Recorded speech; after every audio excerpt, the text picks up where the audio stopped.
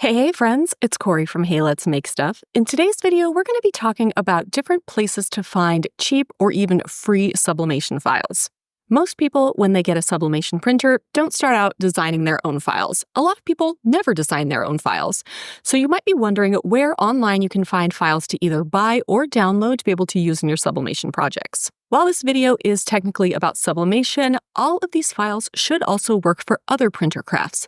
So if you have a DTF printer or a white toner printer, you should be able to use sublimation files for those images. Before we get into the sites that I really like, let's talk a little bit more about what to look for when you are downloading or purchasing files. I do want to give the disclaimer that I am not an intellectual property lawyer. I'm not any kind of lawyer. So this is not legal advice, but I am going to be talking about things you need to look out for and legal concerns that you might run across when you're downloading files. If you have questions about something in particular, I highly recommend that you reach out to a real lawyer. The first thing we're going to talk about is whether or not something has a commercial license or a personal use license. So when you download a file, it should say whether or not it can be used just for yourself or if you can use it for commercial purposes. Many times the website will say outright whether or not something has a commercial license, or it will include something like a terms of use document within the zip file that you download. These terms of use will outline the ways in which you can use the file. So my files from my shop come with a commercial license up to 500 handmade items. So you can't use my files for print on demand, you can't use them in any sort of corporate setting, but you can use them to make handmade items. This may not matter to you if you are only crafting for your own personal use, but if you have a small business and you want to sell the crafts you're making, then you want to make sure that you have the proper commercial license to go with the files. I'm going to talk about copyright here in a minute, but sometimes we think about images that are copyrighted and we think, oh, I'm just using it for personal use. Nobody's going to know, it's just for me, it's fine. But my friend Angie Holden is fond of saying that you can't just grab a candy bar out of a store and say, oh, it's just for personal use. Personal use is still use. You need to make sure that you have the proper license for it. Personal use is not an excuse to use a file in a way that wasn't intended by the designer. Now let's dive into copyright, and the first thing we're going to talk about is licensed images. So when you're thinking about licensed images, think about all the big companies. So we're talking about Disney, Marvel, Harry Potter. All of these companies own the copyright to their content, and unless they license it specifically to you, you can't use it even for personal use. This also includes things like car logos or fashion logos. It includes even things like March Madness or the Olympics or the Super Bowl. This even applies to smaller companies. Pretty much any company is going to hold the copyright and licenses to any of their logos, characters, or illustrations. Copyrighted content, unfortunately, is sold everywhere. So if you go somewhere like Etsy and you search for Mickey Mouse, you're going to get hundreds and hundreds of results.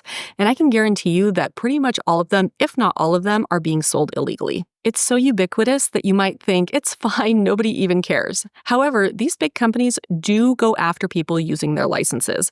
A lot of these companies that are selling these files are overseas, so they're a little bit harder to go after. But if you're selling something that's licensed at a craft fair and somebody sees it, it can be reported. And while copyright does apply to things that you are using for personal use, it gets even more tricky with things that you're selling. So even if you want to put Baby Yoda's face or an Audi logo or the Louis Vuitton logo on something, don't. Yes, you may get away with it, but you also might not get away with it, and it's not worth ruining your business for. There are some things that are sort of in a gray area. That could be quotes, movie quotes or quotes from books, book titles, movie titles sometimes. Some of those you're not able to copyright them, so you can use them, but you definitely want to be careful not to be maybe making the word Harry Potter with the Harry Potter font, because that is definitely in violation of their copyright. There is one caveat I want to give. If you are getting your sublimation files from Cricut Design Space, they have a lot of printable files, and a lot of those are licensed characters. You can read more about that in Cricut's Angel Policy, which I will go ahead and link down in the description, but just know that you cannot use any of those licensed files for commercial use. Next, let's talk about how to find legitimate paid and free sublimation files. Sublimation is still fairly new to the market, so while there are a lot of free and paid SVG files for something like Cricut, the number of sublimation files that exists out there is just not quite at that number yet. First is just using Google to find an image and pulling it off a website. Every person who has a website owns the copyright to the things on the website. So if you're pulling an image off somebody else's website to use in one of your sublimation projects, you want to make sure that you are looking to see if they have terms of use. If they're going to let you use your file, great. If you can't find anything or they explicitly say no, don't use it. Again, this also includes using anything you find on Google or other websites for personal use. You may also have seen on Facebook something called a dump group. And so a dump group is basically a group of people on Facebook where they all share files. So there are a lot of free Sublimation dump groups. And what happens is that somebody will go and buy legitimate files, and then they'll just dump them in the group for anybody to use. But again, this is always going to be illegal. There's not going to be any designer out there that's going to want their files in a dump group. There's a reason that we have paid files or even free files, and it's that we want either your money or your email address in exchange for those files. And so if you're seeing a whole bunch of files in a dump group, you can know that all of those are in that dump group illegally. Thankfully, there has been a big crackdown on those types of groups on Facebook, but I do think they still exist. It's really disheartening for me because I have a lot of free Sublimation files on my blog, and yet I still see my files in dump groups. I'm like, just come to my blog, come and get it yourself. It's just really disheartening. If you do see a dump group, the best thing you can do for the designers is report it. Designers are constantly fighting this uphill battle against people trying to steal our work. Having crafters like you on our side really helps. Next, we're going to talk about fake Etsy shops. So Etsy is a great place to find Sublimation files. It will be in my list here in a little bit.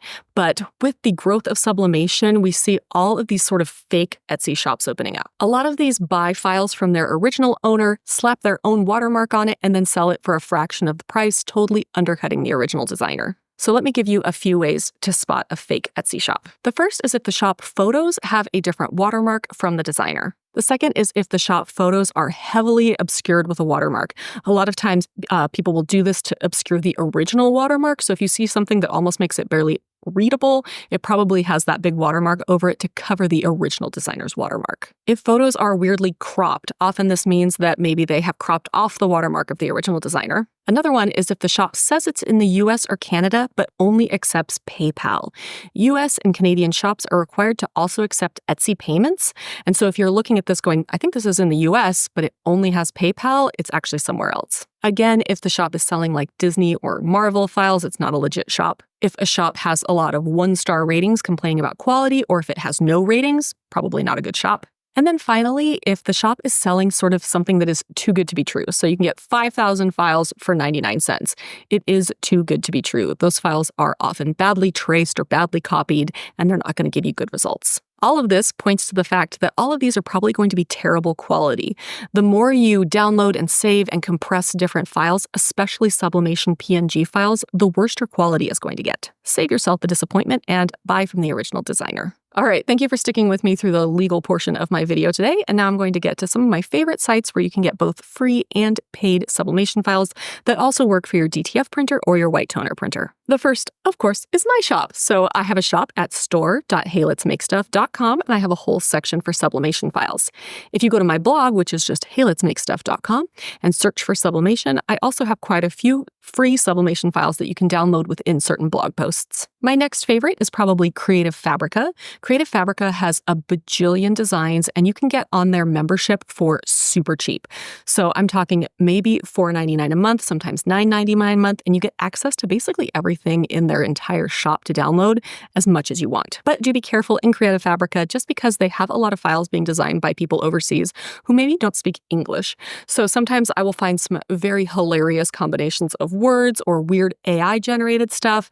It's all in there, but if you sort through kind of the junk, you really can get a lot of really great files for that price each month. And then I'll mention Etsy again. Etsy is one of my favorite places to get Sublimation files. But again, you want to make sure that you are buying from the original designer, so go ahead and refer earlier in this video to my list of ways to spot a fake Etsy shop. Another favorite of mine is Design Bundles and their sister site Font Bundles. Design Bundles has their Plus membership. So their Plus membership basically gives you a bunch of credits each month, and you can use those credits toward Plus items. They don't work for every item in Design Bundles, but I have found that as this Plus program has grown, there is so much there, and I really think it is actually worth the price each month.